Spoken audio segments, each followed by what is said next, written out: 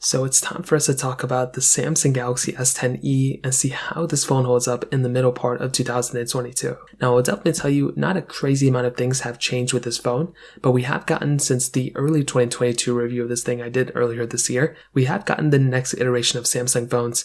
And we also got a new iPhone, which isn't a direct competitor to this device, but with the SE 2022 model, it is a cheaper phone that's around the same price tag as this thing is in the used market. Well, the S10e is substantially cheaper than this thing in the used market, but I will definitely tell you, with the Galaxy S10e, this is still a very good phone in many different ways. I think it's only succumbed basically to the software. I think when you look at the software standpoint of this phone, that is where this device starts taking a little bit of a different approach, in my opinion. Now, on the outside, this thing still looks very good. I'm sure most of you have seen a phone like this by now. You have a beautiful OLED panel on this thing, at the front AMOLED actually, and it's a very good looking OLED display. I think it looks beautiful. The display itself is very good. The only difference between the panels we have nowadays in this thing is the fact that we don't have 120 Hz on the S10e, but I still don't think that's a crazy big deal. One of the coolest things about this phone though is that we do have a USB Type-C port on this thing, which that in and of itself is awesome. We have a headphone jack on this thing, which is awesome,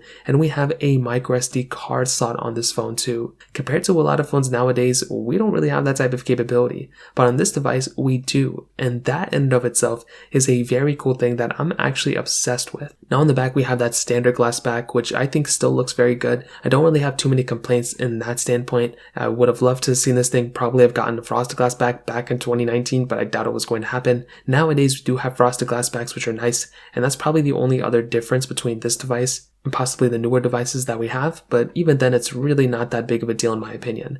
The camera setup on the back has still been very good, a wide and an ultra-wide sensor. I really haven't had too many complaints about this specific camera either, and I think compared to phones nowadays, the thing to remember is that even with the iPhone 13s, we have a wide and ultra-wide. We don't really have a telephoto lens on that device. So even with the S10e, for it to have, a wide and ultra-wide, I still think it's okay, and the camera quality is still very, very good as well. Haven't had really too many complaints on the camera side.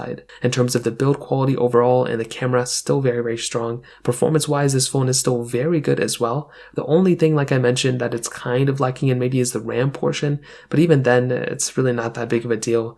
I think possibly the only other thing is the software standpoint. I wish it was, I wish this phone could last forever, and I feel like every time I go ahead and compare this phone to even the S22s or any new phone that's came out since this device, I've always looked at this phone and been like, wow, this phone could honestly last forever. It's one of those devices that you can easily buy today and still have a fairly long supported phone, back in 2019, back in 2020, but now in 2022, it's almost at its EOL, it's at its end of life, and because of that, it doesn't really make too much sense to purchase this phone anymore. It makes a lot more sense, in my opinion, to actually go ahead and buy something like a Galaxy S20, a Galaxy S20 FE, a Galaxy S21 FE. Those types of phones are going to be giving you a much better experience, in my opinion, than the Galaxy S10e. But when I look at the E, I still think this is a beautiful phone. I'm glad Samsung made this device, and I would kind of imagine that the FE lineup they have now kind of stemmed from this one. It kind of stemmed from the Notes FE, whatever that one was.